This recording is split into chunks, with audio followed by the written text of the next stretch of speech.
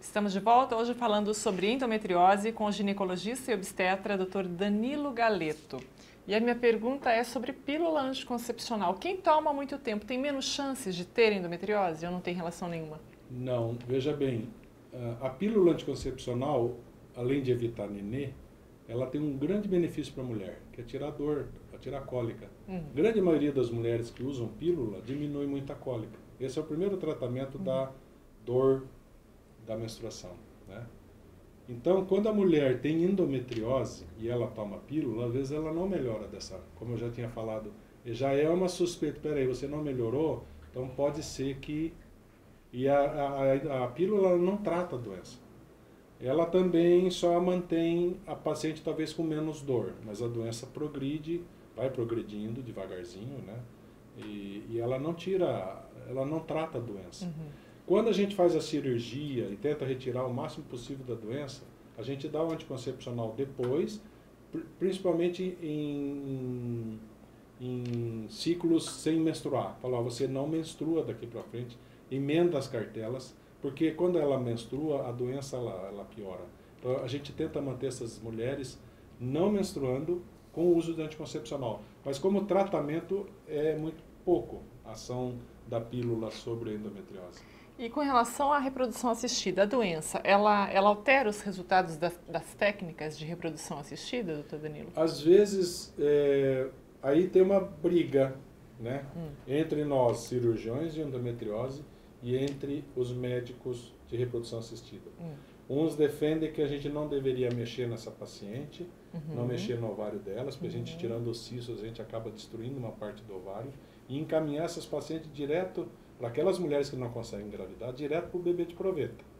Você vai lá e tenta a fertilização, porque às vezes, né, ou a gente opera e encaminha para eles, aquelas que não conseguem engravidar.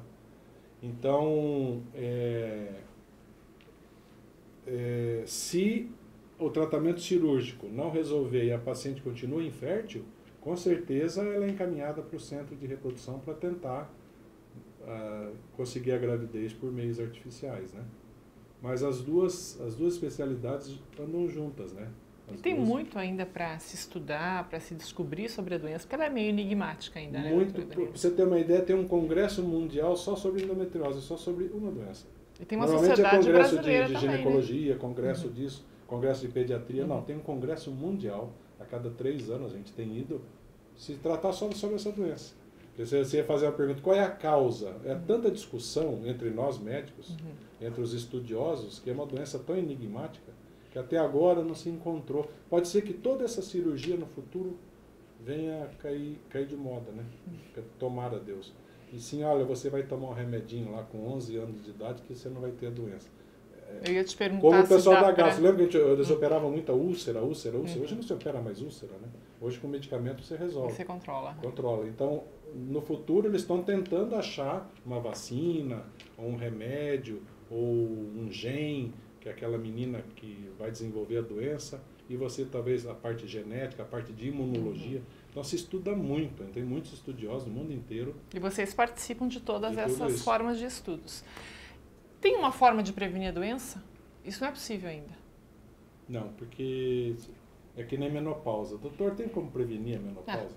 Se aquela menina, ou geneticamente, imunologicamente, ou ela vai ter endometriose, não tem o que fazer. Ela vai ter a doença, e aí o que é mais importante é descobrir logo, fazer o diagnóstico mais precoce, tratar logo, para que aquele grave que eu falei não venha acontecer.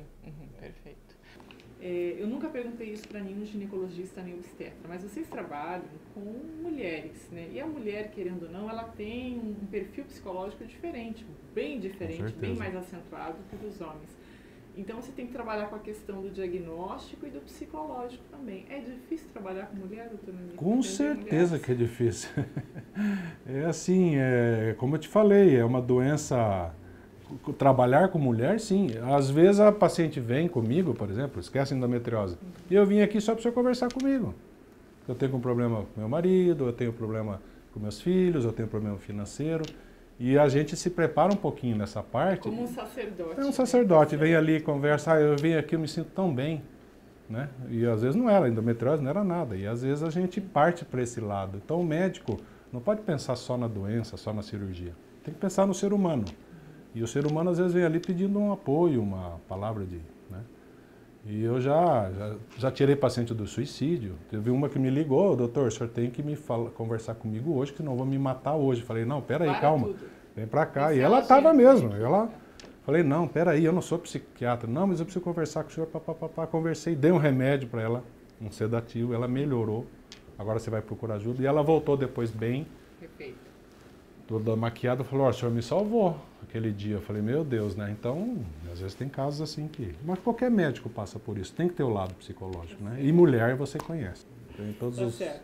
Então, Danilo, a gente estava falando da questão da infertilidade. Vamos entrar nessa seara agora. Toda mulher que tem endometriose é infértil? Não. Tem muitas mulheres com endometriose grave e engravidam. Tem muitas mulheres com endometriose leve e engravidam. Mas muitas que não engravidam... Então, por exemplo, você chega uma mulher para mim, doutor, faz 2 anos que eu estou tentando engravidar e tenho dor pélvica. 60% delas têm endometriose. Já não é mais 20%, é 60%. Dor e infertilidade vai atrás de endometriose. E às vezes a gente faz o tratamento, aí que vem o sucesso, né? Ela não conseguia engravidar por 5 anos. Estava com dor, nós fizemos toda aquela cirurgia, ela melhorou, resolvemos quase tudo, né, da doença dela, ela engravidou. Porque essa doença causa, parece que a barriga, vamos colocar assim, o abdômen pega fogo, fica inflamado, a doença, e a gravidez não ocorre, porque tudo ali machucado, doído, sangrando, com aderência, ela não consegue engravidar. Você resolvendo o problema, ela engravida. E às vezes ela tem endometriose e consegue engravidar. Não quer dizer que todas que têm endometriose são inférteis. Por isso que às vezes você fala, e a gravidez ajuda. Quando a mulher engravida, a parte hormonal deixa a doença meio que adormecida. Ela para de menstruar, né? Ela fica grávida, ela para de menstruar, depois amamenta, fica 2 anos sem menstruar. Então parece que a doença...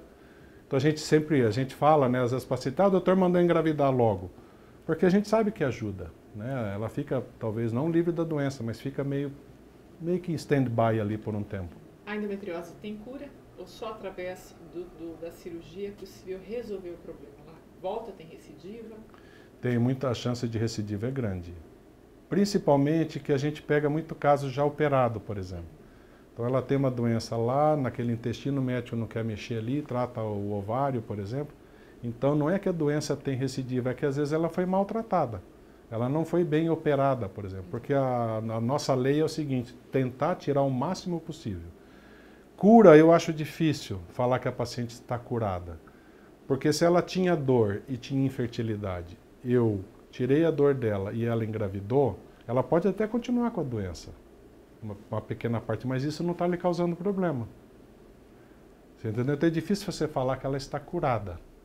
Muitas pacientes a gente consegue retirar tudo e elas nunca mais nos procuram, doutor, melhorei minha vida sexual, consegui meus filhos, nunca mais tive dor. Então a gente acha que está curada, que está bem. Então...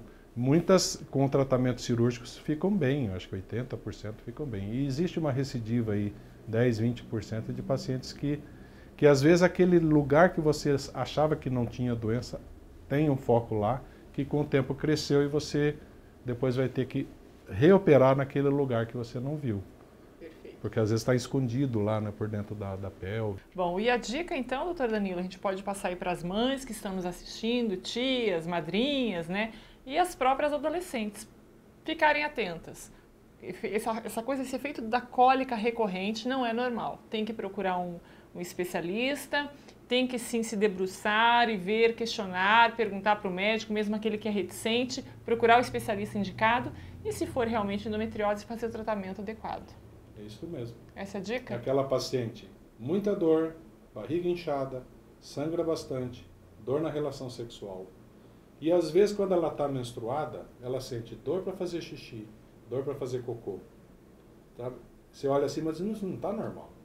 Ah, mas o médico falou que é cólica menstrual. Mas não é bem só cólica menstrual. Deve ser alguma coisa por trás aí.